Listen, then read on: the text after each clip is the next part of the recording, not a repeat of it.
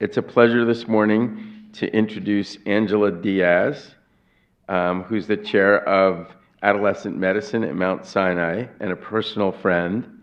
I was recalling that when I was at Montefiore as a resident, there was a conflict between the adolescent medicine people and the family medicine people that stemmed from what I called the different life view, that the family medicine people were always trying to tell everybody that they needed to, that the adolescents should bring their parents in and we should meet as a family because we were learning family therapy and everything was about the family.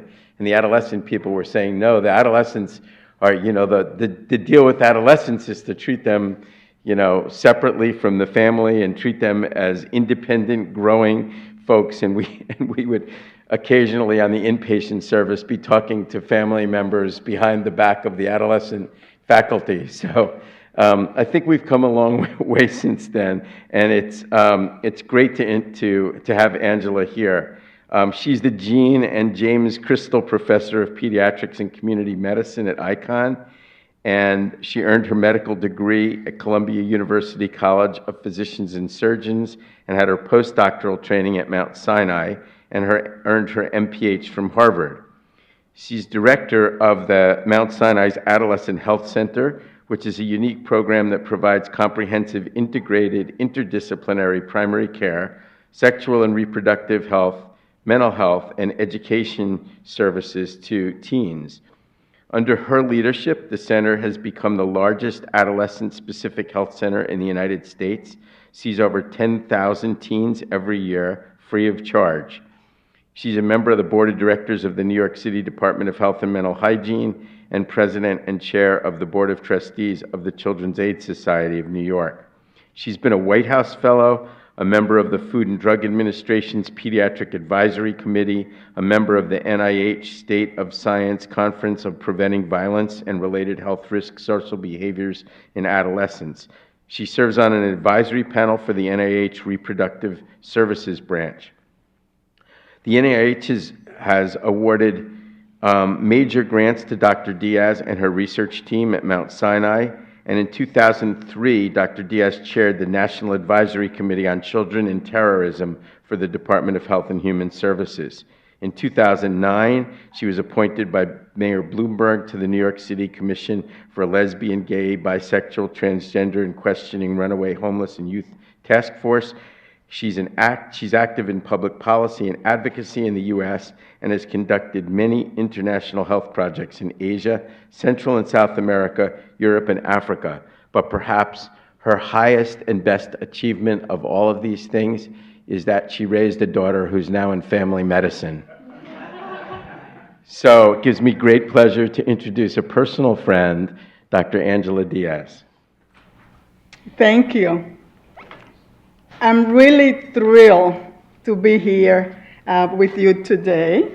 And what we are going to do, basically, I just want to give you an update of what adolescents are up to these days, some trends, and I would like to spend some time talking about some of the issues that we deal with at the Mount Sinai Adolescent Health Center, specifically childhood sexual abuse. And then I also want to talk about sex trafficking of minors in the U.S., and then sort of share with you through a video how we actually do the work in the clinic to address all the issues.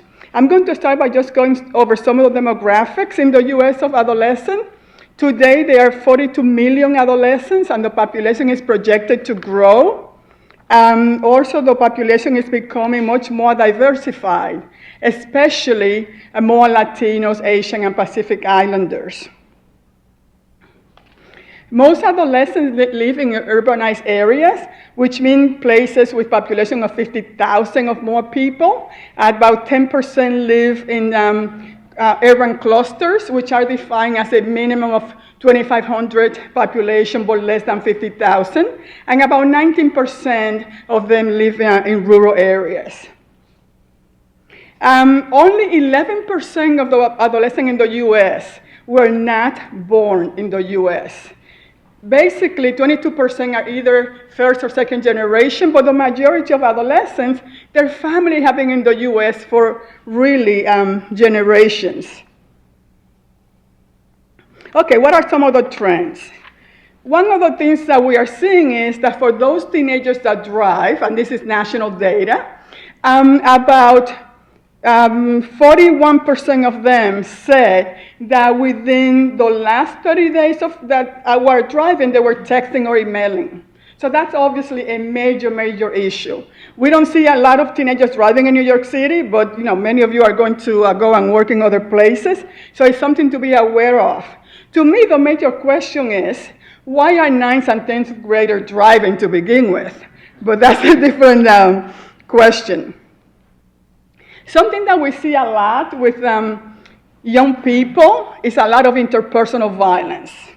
And actually, about in 2013, 10% of youth, these are high school students, this is the YRBS data, Youth Risk Behavior Survey, this is the most recent data.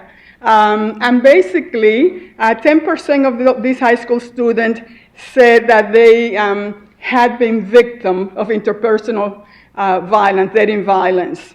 And they were all kids, whether they were white, blacks, or Latinos, basically reported the same rates.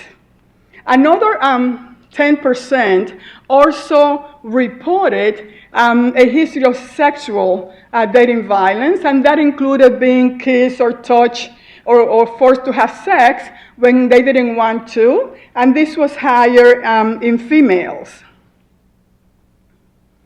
And as you can see, 7% of our youth in high school said they have been forced to have sexual intercourse. Again, this was more common in females. Another important issue that we see with teenagers is the issue of mental health and well-being. And as you can see, 30% of teenagers said that within the last 12 months, they were sad and hopeless. And much higher in female, almost 40% of females in grades 9 through 12 said they felt like that. We can see also that 14% of students had a plan, said that they had a plan to commit suicide, and 8% of them actually had attempted suicide.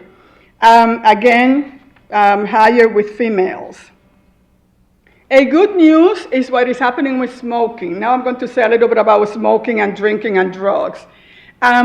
Smoking is the lowest since the YRBS started asking these questions. They started documenting this in 1991. It went up to 1997 when it peaked about 36%, and ever since has been coming down. And in 2013, the most recent data is down to 16%, which is the lowest that it has been. So that is great news. However, what we are seeing is that e-cigarettes and hookah and smoking is actually going up. And you can see the striking increase. This is between 2011 and 2014. Look at 2014, the increase in e-cigarettes in high school students and even middle school students. So we just need to be aware that that's what is happening. Binge drinking, defying 5 or more drinks in a row within 2 hours. 14% of 9th graders are reporting this. And by 12th grade, 29% of them are saying that they had had this behavior within the prior 30 days of the survey. Marijuana use, 41% of the youth are saying they have used marijuana. And you can see that 9% said they used it before age 13, which means they're using it at 10, 11, and 12. So very young kids. So it's something just that we need to be aware of. They also report that they are using other drugs, including 14% inhalants, 8% ecstasy, and cocaine, 7%. Okay. Often when we work with teenagers, we know that they are having intercourse, even though the parents and other people will prefer that they are not. This is the reality. So about 1/3 of youth in 9th grade are already sexually experienced. And by the time they are in 12th grade, 2/3 of all teenagers are sexually experienced. Here you can see it by gender and race. And something that I want you to notice is that for white girls and for Latinas, the level of sexual experience is very similar. You can see it there under females. Very similar level. People don't always understand that or know that because the outcomes with Latinas is so much worse. You can see here, in terms of the pregnancy rates, that is much, much higher for Latina for the same level of sexual activity as white girls. The good thing is that teen pregnancy is coming down. So why are Latina having this why is this disparity? The disparity is due to the fact that usually kids of color, especially poor youth, do not have access to health education. They do not have access to sexuality education in school. They are more likely to be uninsured. They are much more likely to not have access to health care or the tools and supplies that they need to prevent their pregnancies. I often say that the very high rates that we see of teen pregnancy in kids of color is not genetics. It's really socio-political economic context. It's the fact that they don't have access to what they need in order to do well. Teen birth rate has been declining, and you can see an amazing, amazing decline between 1991 and 2012. This is the most recent data that I could get. And the highest decline was in black girls, and then followed by Latina, and then white girls. But within the last 5 years or so, the decline in Latinas has really accelerated. So they continue to now, they're picking up the decrease in teen pregnancy. The teen pregnancy was 29.4%. This is the lowest teen pregnancy rate since the 1940s when they began to keep those statistics. The lowest ever. So we are going the right way. We still have a huge teen pregnancy and teen birth rate. The US has the highest among any industrialized nation, so we need to continue to work on this. But we are really doing much, much better. And this is how you can see the teen pregnancy rate by race here. So it's still tremendous disparity, but moving in the right direction. And people often say, okay, are the teen birth rates going down because the girls are having more abortion? And the answer is no. You can see here that since 1991, teen pregnancy rate, teen birth rates, and teen abortion rates are all going down. So it's really an impact that we are having as a society, and that for these young people to do better. And we can do much better than this if we do the right thing.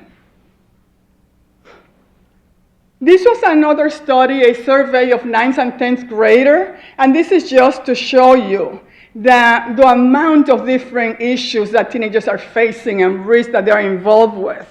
You can see here, and I want to point out that some of these things sort of track together. For example, persistent sadness. If you see persistent sadness on the tab, really track with suicidal thoughts. And that makes sense. So you see 68% correlation. And also, if you look at under problem alcohol in the tab, that goes together with smoking here on this column. So, those things make sense. Many of these things track together. Many teenagers are not just having one issue. The majority of youth have at least two of these issues and engage in risky behavior. And about a quarter of them have 4 or more of these issues, the same person. So these are not isolated things in one kid. They are really, really affected by this. Now I want to talk with you a little bit about a history of childhood sexual abuse. Because to me, that is core to a lot of the things that we see later on, the negative outcome in adolescence and adulthood. And often, if we don't think about it, we will not see it.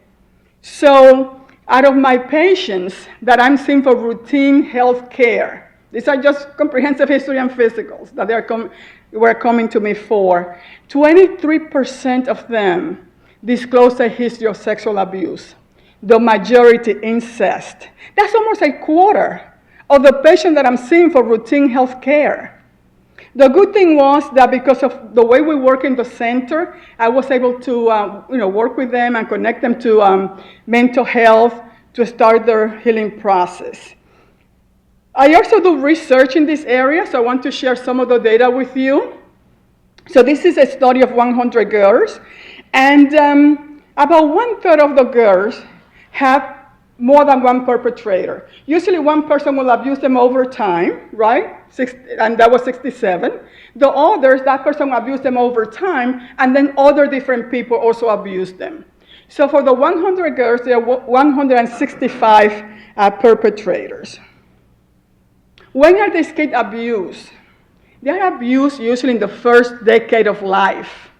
They're abused very early. You can see age 3. I mean, you would not think about this, age 4. These are the kids that we're seeing right here at Mount Sinai. These are my own kids.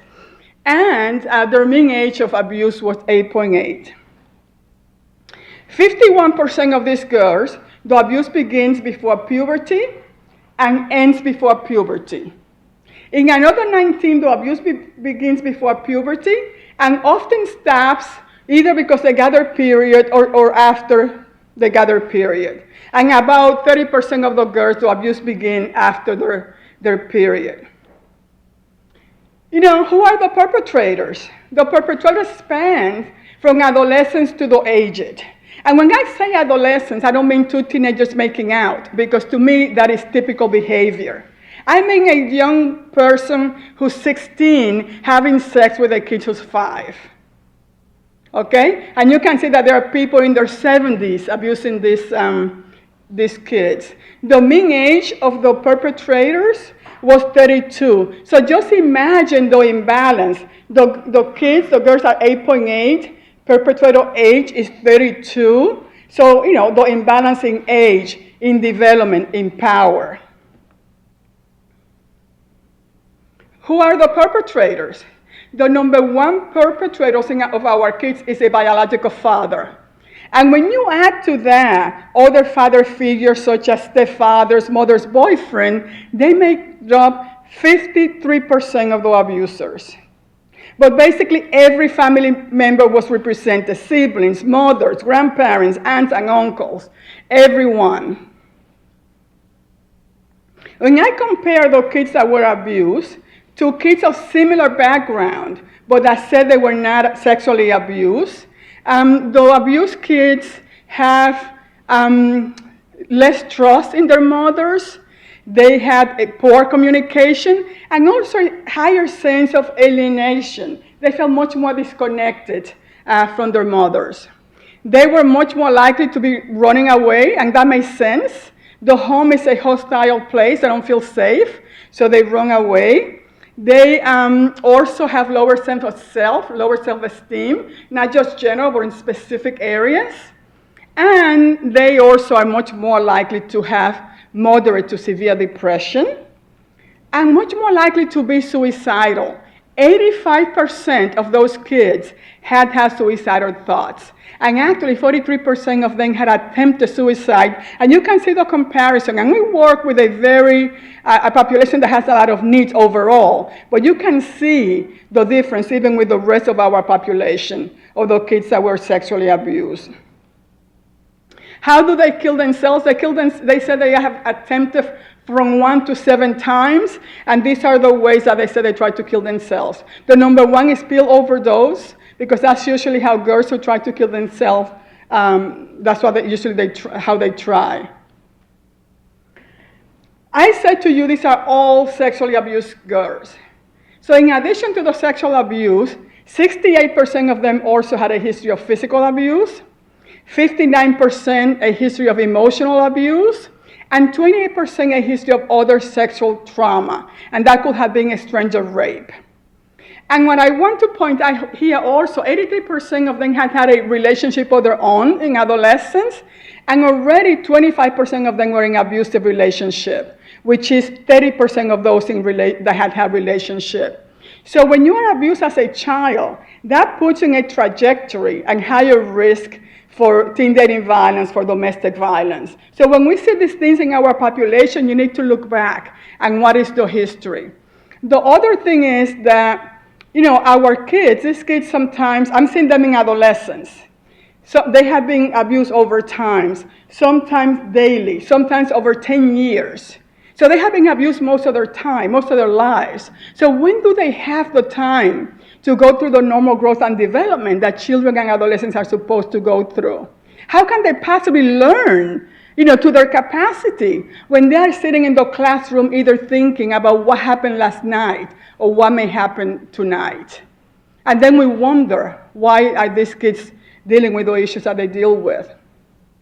This is another study that I did. This is population-based. This reflects the U.S. population with all class, all religion, all races, everyone.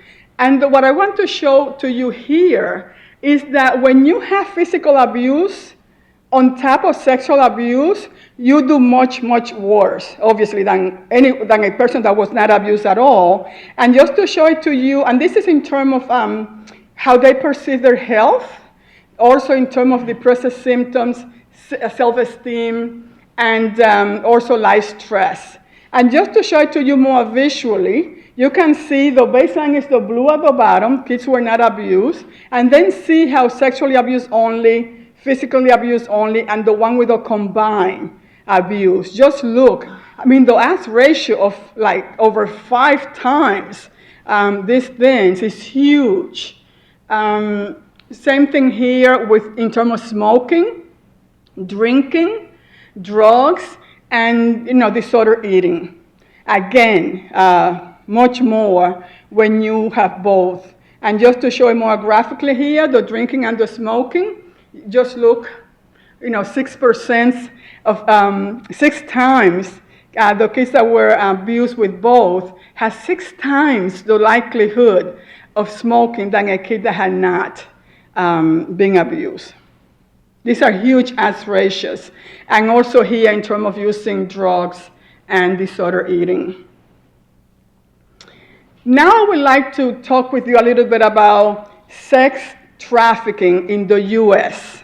These are happening to minors in the U.S. It's a significant problem that most of us are not aware of. So what are sex trafficking? Sex trafficking are really issues that are misunderstood, unaddressed, and a form of child abuse.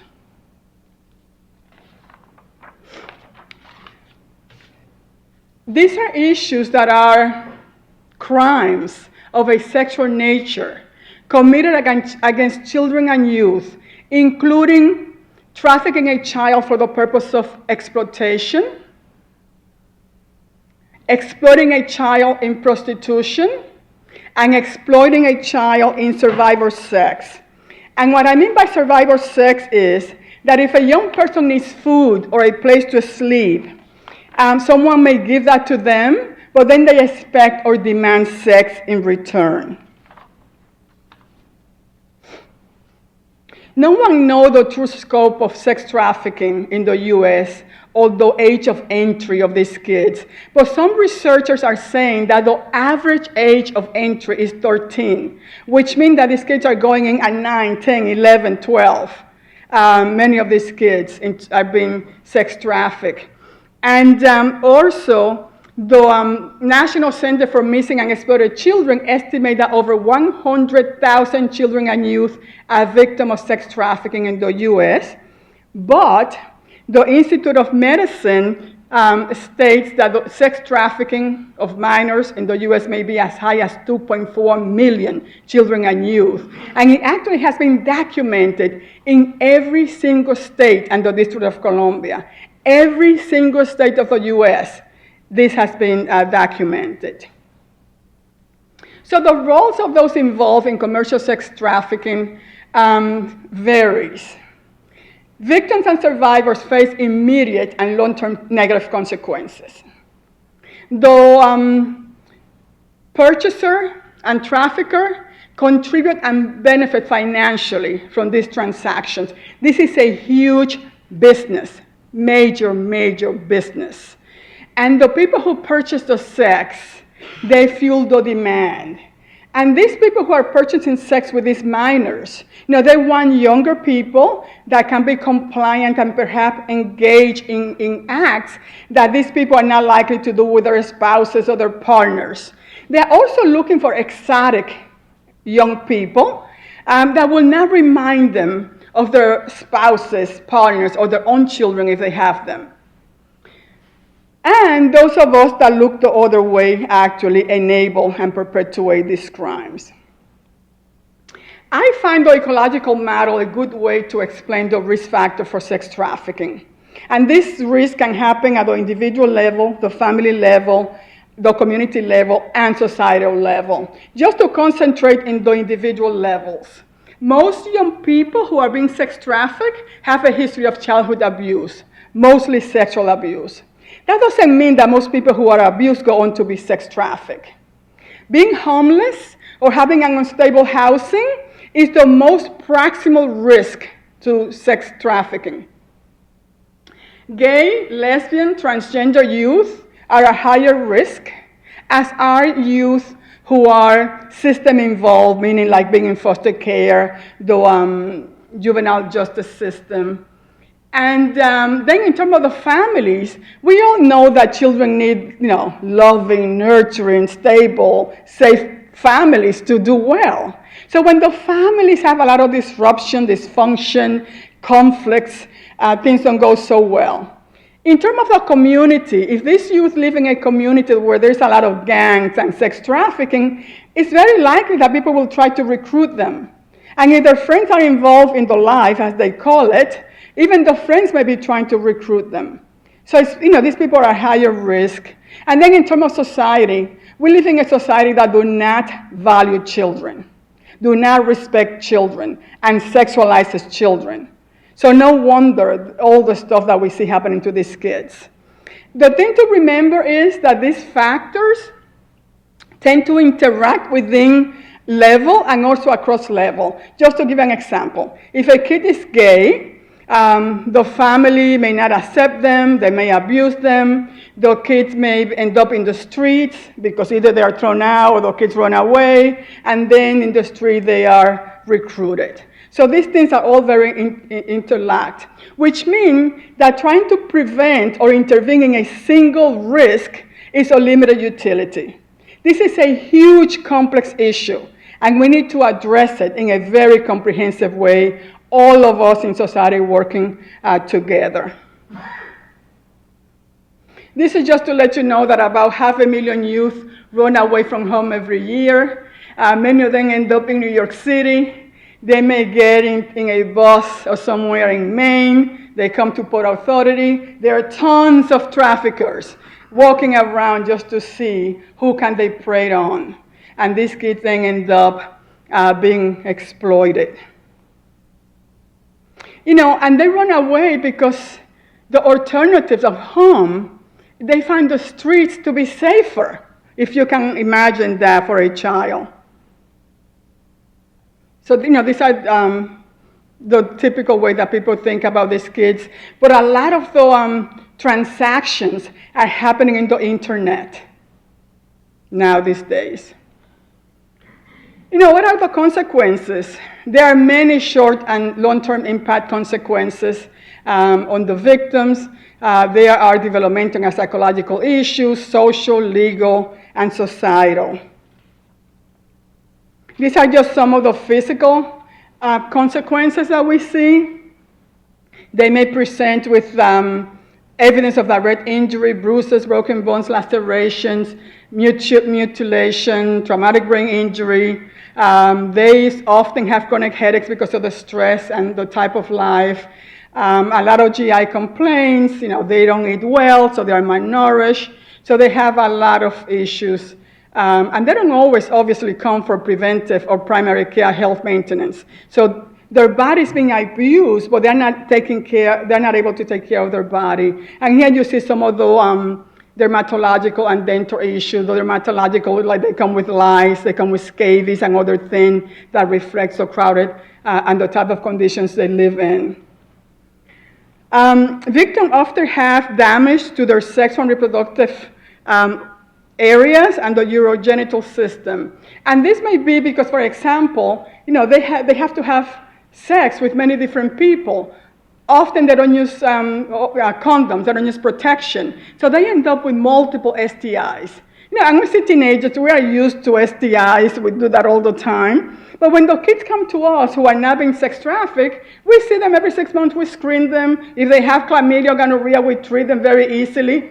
But these kids are not coming for the care anywhere. They are not necessarily. They are not being screened. So their chlamydia, gonorrhea then spreads and becomes pelvic inflammatory disease. And all the inflammation leads to scar, and then chronic pelvic pain and pain on intercourse.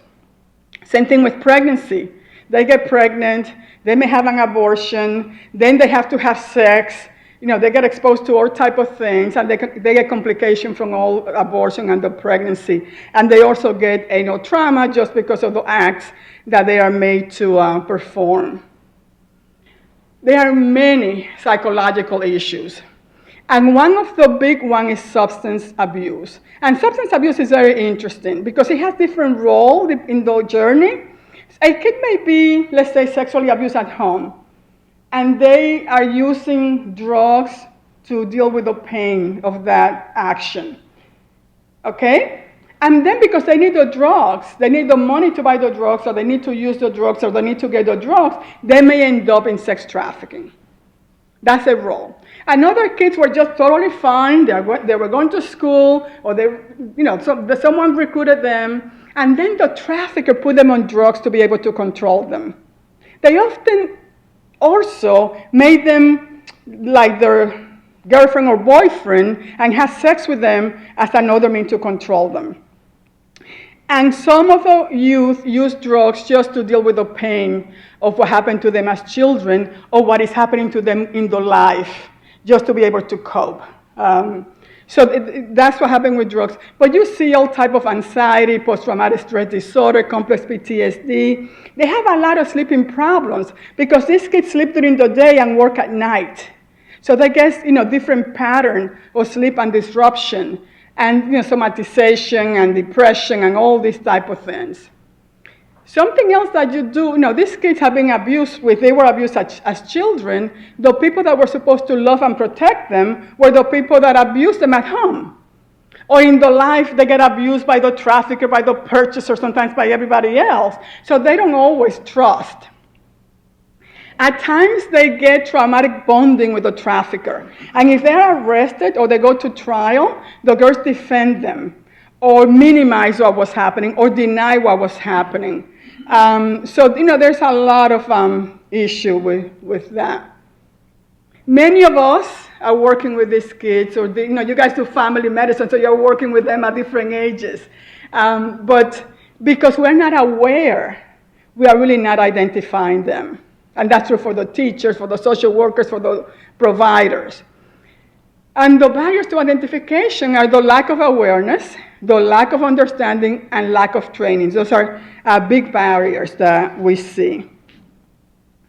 Lederer and colleagues say that 88% of victims of trafficking have seen a provider in the US.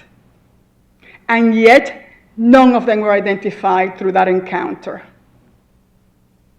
Another study, national study done, shows that these trafficker victims, and these also include labeled victims, had been seeing all type of health professionals, and they were not identified. And this same author did another study and found that only 3% of emergency medicine personnel have been ever trained on how to identify victims. So no wonder, right? If we don't know, if we are not aware, if we don't know how to do it, how can we possibly identify them. In order to identify them, you need to be aware, you need to observe. And observe also is an acronym with each letter reminding you of what things to look for. So O for overly submissive, B for a buddy who comes with them and answer all the questions. They don't let the kids give their own history. S for sign of physical abuse, and there are many types of things that you see in terms of abuse. E for English language barriers. And these youth may be here from countries that are not English speaking. So even though they are documented in the country, they may have that barriers. But that's particularly true also for international trafficking. R for rare to have an identification. They don't have IDs. They cannot give you an address as to where they live. If you see a kid that can really not tell you where they live, you know there's an issue. And V, variety of health issues, because they don't get the preventive care. They don't get health maintenance. They don't do the type of things that we want people to do. And E for exhibiting fearful behavior. These kids are being controlled. And they're controlled by the body who comes and answers all the questions. They're also controlled, if that person is not there, they are texting them every second to know exactly. And these kids are controlled, they're afraid. Even when they're in front of you, they are texting back because they know they will get into trouble if they do not. These are some of the physical indicators of trauma that we see. So as you can see, there are all type of things. So any type of suspicious injuries as fracture, concussion, bruises, mutilation, cigarette scars. And the cigarette scars are usually in the lower back or the sole of the feet because they don't want to damage the merchandise. They need to sell these kids. But they still abuse them with that. They may get injury and strain, and eye strain from working in the night. They don't get enough, they don't get the daylight because of the what they are subject to. They get hearing loss from trauma, and they also get dental injury and missing teeth from trauma. You see tattoos. And often the trafficker have a victim tattoo with either the trafficker's street name or the word daddy. They like the girls to call them daddies. So if you see a tattoo that sort of symbolizes possession or belonging to, or daddy, that has to be very suspicious. These tattoos are usually in the back of the neck or the lower back. If you're working in your clinic or the emergency room and you suspect that someone is being trafficked, something that you must do is separate them from whoever came with them. And it could be the mother. And the reason that I say that is because sex trafficking is controlled. There are different dynamics of sex trafficking. It could be trafficker control, gang controlled, or family control. So the mother who comes with the kids may be the person trafficking them. So you always have to try to speak to these kids by themselves, at least for part of the period. And I actually think that every person, we do that with the teenagers that come to the clinic. We have 11,000 of them. And every youth we see for part of the visit by themselves. Otherwise, you really will not know what's really going on. They will just not tell you what really they are engaged in. So it's something that we have learned over time. You need to use trauma-informed care. These kids have been traumatized. Like we are all wired, for example, that there is danger. There's something happening. You are in the jungle. There's a tiger. Our bodies are wired that we get really ready to run to safety. Okay, we get adrenaline running, the blood goes to the leg, the blood pressure goes up, and you're ready to run, and then you go to safety. And then when you are out of danger, you go back to normal, and your body recoup, and you're fine. Well, these kids, if they are being sexually abused at home, let's say they're 8 years of age, let's say the father, it could be anyone in the family, but let's say the father, this danger is constant. So the body is ready to run, but because the danger is constant, it's unpredictable. The little girl or boy don't know when dad is coming into the room to do things to them. they never go down to the state of being back to their regular, body state. So that really damages them physically, emotionally, psychologically. So they're very traumatized, either from the abuse at home or from the life with a trafficker abusing them, all these people coming to have sex with them, they don't know what's going to happen or who's coming, and all those dynamic of things that happen to them in the streets. These girls are under constant pressure, stress, and they're always like that. They are not ever like in a safe environment where they can just go to a resting stage. So why do we need trauma-informed care? We need that because trauma-informed care adopts a patient-centered treatment approach, avoids judgmental statements and actions, raises awareness, provides a supportive and holistic approach, empowers the victim, and ensures the patient's rights to information, privacy, body integrity, and participation in decision-making. Sex trafficking is about control. These kids have no control. So I would like to show you a video that was created by the Institute of Medicine. I work in this report in the Institute of Medicine. This national report came out September 2013, and this was some of the graphics that came with it. So I just want to show you this graphic.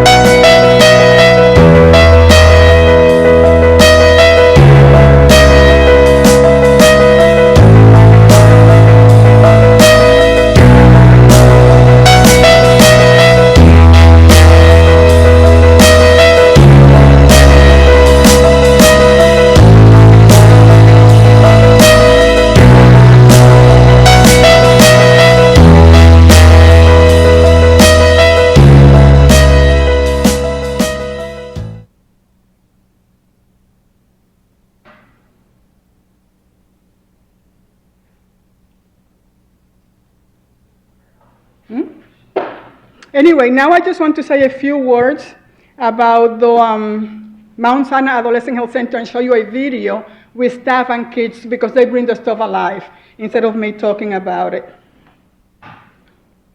The healthcare system has been designed for adults, by adults for adults. Then we try to fit adolescents into that system, and when it doesn't work, we call them non-compliant and hard to reach. When indeed what is hard to reach are the services. So when you develop adolescent-friendly services, and these are some of the elements that we believe are very important, adolescent will come when the services are friendly, they are developmentally appropriate, and it could be within the context of family medicine, or pediatrics, or whoever see teenagers, school-based clinics. But the actual way that those services are done need to really have that team-friendly way.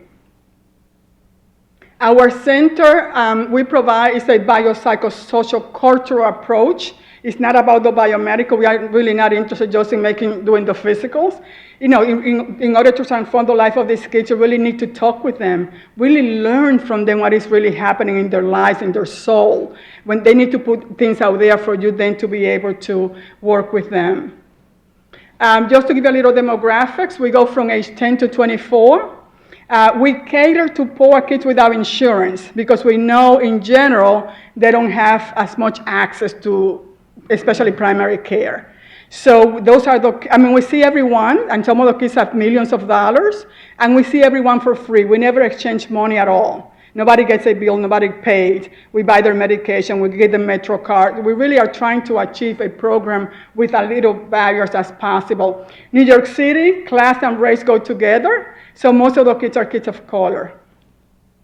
This is obviously a map of New York City. The little cross is where our program is. Kids come from all over the place. We don't have a catchment area. They come from New Jersey, Connecticut, Pennsylvania, Washington, D.C., Virginia. People in Washington, D.C. put a whole bunch of kids who are being sex trafficked down there. They said they don't have care. I say, if you bring them, we serve them. So then we put all the doctors or dentists or mental health people, and they go from place to place, and we serve them, and then they take them back. It's a complex system. You know, we do service, which is what I have been talking about, but we also are a major training center. We train all type of people. We have one of the 26 adolescent medicine fellowship in the country. We are accredited to train psychologists, train social workers, other health professionals. And we also do research. We are funded by NIH to do research. And we do all type of things. These are some of the research that we're funded for. A lot of HPV, we do things on obesity. I'm very interested in abuse. So now we are also doing some work on resiliency and on the face of trauma. And these are all the people that we train. So I want to move, this is just to say that we believe in we use a frame of social justice. It's not about health care. And I just want to show you this video because the kids and the staff will sort of bring, I want that one. This video was done in I can change the world with my own two hands, make a better place. With my own two hands, make a kinder place. With my own two hands, with my own two hands. Adolescent Health Center changed my life. It's giving me somebody to talk to. It definitely changed everything. Adolescent Center is definitely the place to be. The basic structure of the program is a comprehensive, integrated, holistic approach. And the program is physical health, mental health, reproductive health. We want the teenagers to have the tools, the information, the skills to make sensible decisions. I work very closely with the physicians, the social workers, the psychiatrists, and we work together to really give the best services for the adolescents, especially our eating disorder program here. I had a developing eating disorder. So you deal with a psychiatrist, a counselor, and a nutritionist. And that was really helpful because they were able to target each corner of my problem as an eating disorder. I think that combination, that collaborative effort was the best thing. It's really high quality care with a team of experts who are adolescent medicine focused. The thing that makes the work here so worthwhile and that I am so passionate about is that you really see the results of your work. Our goal is to address adolescents even before they become pregnant.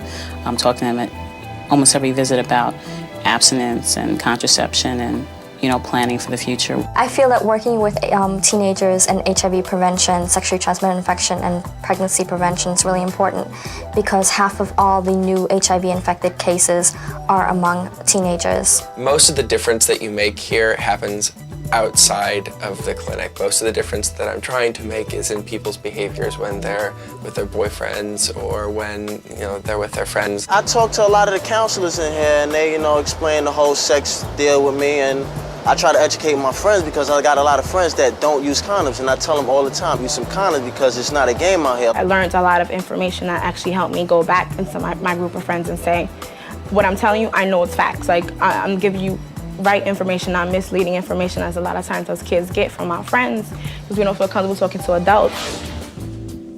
Mount Sinai gave me a place to scream and to yell and to cry and to let it out, to let them know this is how I feel and I have no idea what to do with these emotions. So they gave me a place to talk, to share my life, and they're actually interested in it. And they don't run away screaming or quit their job and, leave. So that's what, why I come here. We have patients that have a lot of needs that people in the community don't really see. We're working hard here to provide as much as we can for those needs that are real, but sometimes sink beneath the surface. And we do all kinds of different psychotherapy, like we do individual psychotherapy. We do a lot of family work. They create a safe environment for me. So, and I need that. I think a lot of us do. The setting is one that is comfortable for young people, that it is known in the youth community as a safe place where they could come. It provides a confidential comfort zone for people. You could come in without parental consent, which is really important to a lot of our teenagers. What's great is that the parents are aware that this place exists in the community and are okay with that and really support their kids coming here for any services. The center provides so many services to so many teenagers, not just in Manhattan, but all throughout New York City. I mean, we have kids from Jersey, we have kids from, Bronx, deep in Brooklyn, Queens, from everywhere. They provide us with activities and things. They provide us with transportation if we need it, food if we need it, information. We provide those services for free or regardless of ability to pay. We really feel very strongly that any teenager that needs our services should be able to get it. We're also working in the community and in schools with programs regarding obesity and weight loss and healthy lifestyles. So we're trying to help, not just here, but moving out and into schools and other parts of the community. I would almost say it's like the center of the community because in whatever you're doing, health is definitely an important part. And I think people see this place as the one-stop shopping. When I come here, I feel respected. I feel that I'm getting what I actually need. They don't want you to feel as though you're a stranger to them. It's like they invite you to be part of their family. That's what it feels like, a working community where everyone tries to help out the next person. It's really easy going. You come in here, the people are real nice, the doctors are excellent. I've gotten answers to questions here that I couldn't get anywhere else. This is a great place to come to for anything, just to lead a healthy lifestyle as an adolescent. I can change the world. It is the last bastion of full service to teenagers with no barriers to access. It's really a place where they can go. It's a place especially for them, and they'll know that their needs will be taken care of. We understand what it's like to be a teenager. I have children. I want them to have a safe haven in the future like this place. So I think. Okay, so any questions?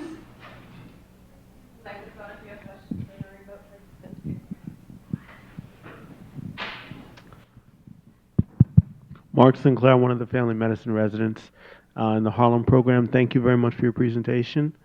I wanted to ask you about violence that young people have been exposed to.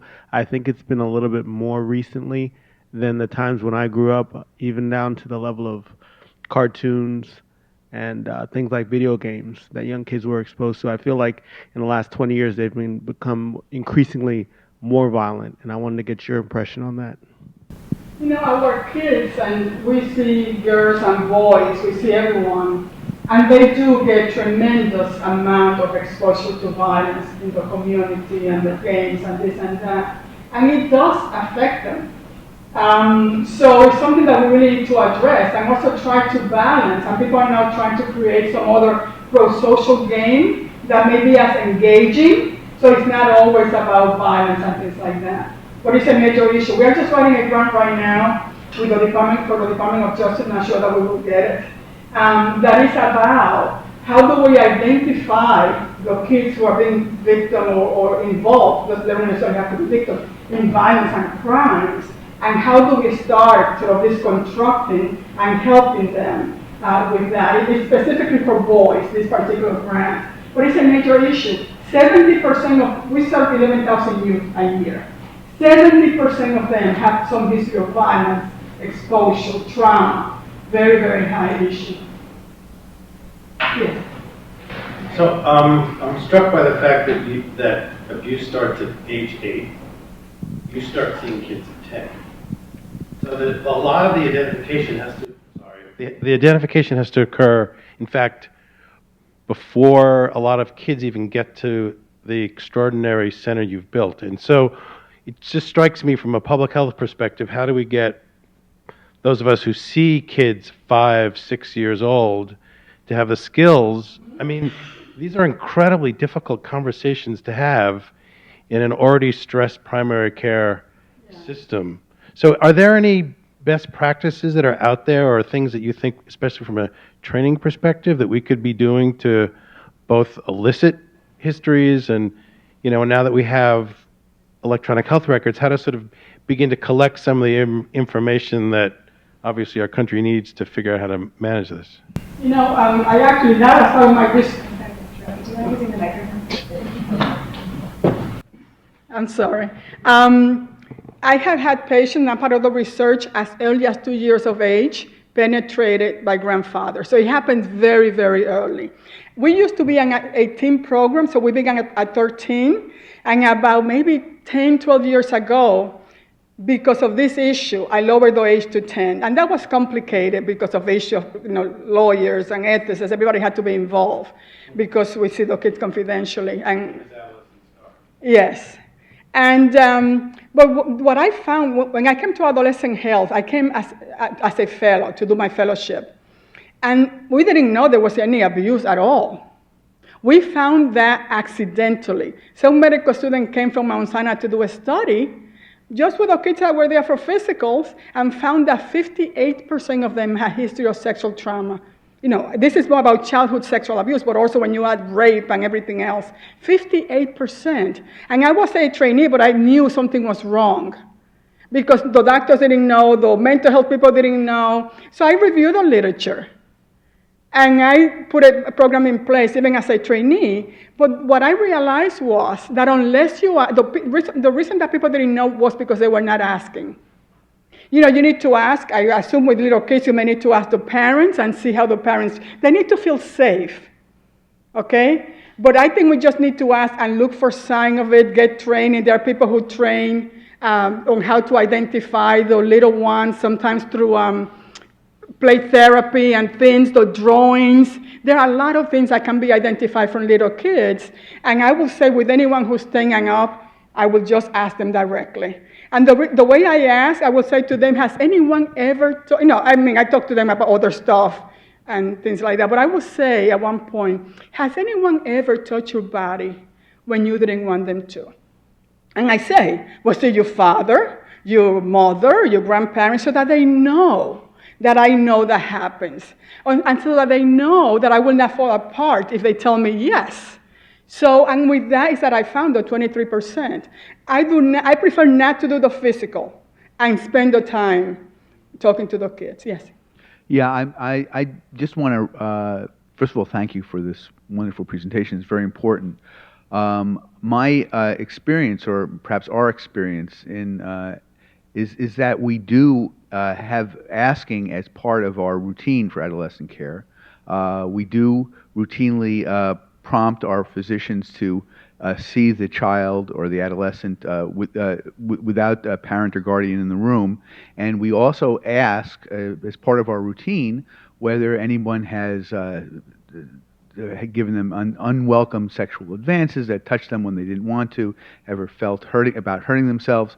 My personal experience in doing this over the past 30 years is that it's very far less than 10%, maybe less than 1%, you get a positive. So I'm going to challenge you about just asking, because I think a lot of these kids are very, very strongly defended.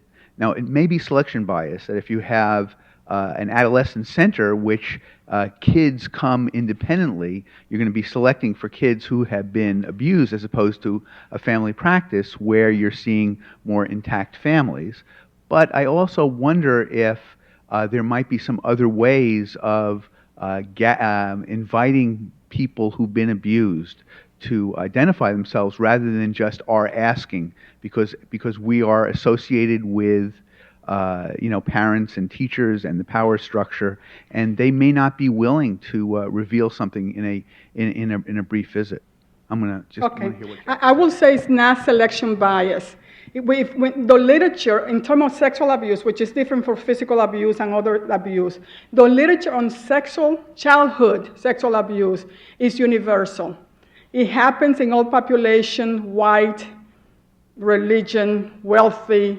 Sexual abuse is about a quarter of the population of women. And that has been shown by research all over the place.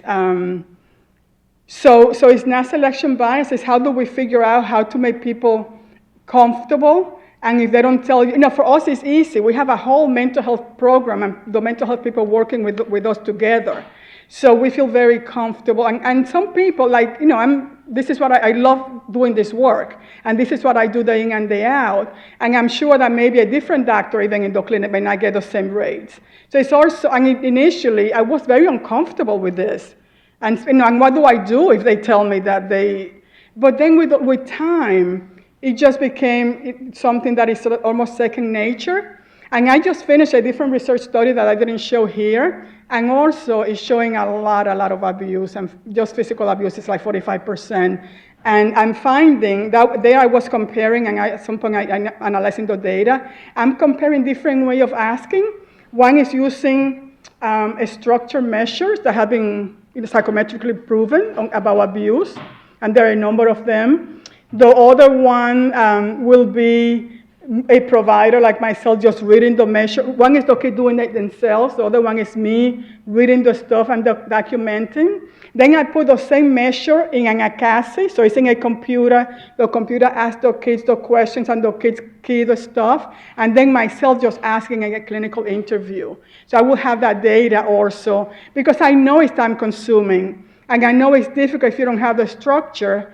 But we are really missing most of the, and I have done this work with adults who are 60, and they were missed their entire life, and then it really almost built who they are. So I think it's a complicated issue. The more training and the more the environment becomes that's what you do. But even with us, it's a learning journey. Thank you very much. Sure.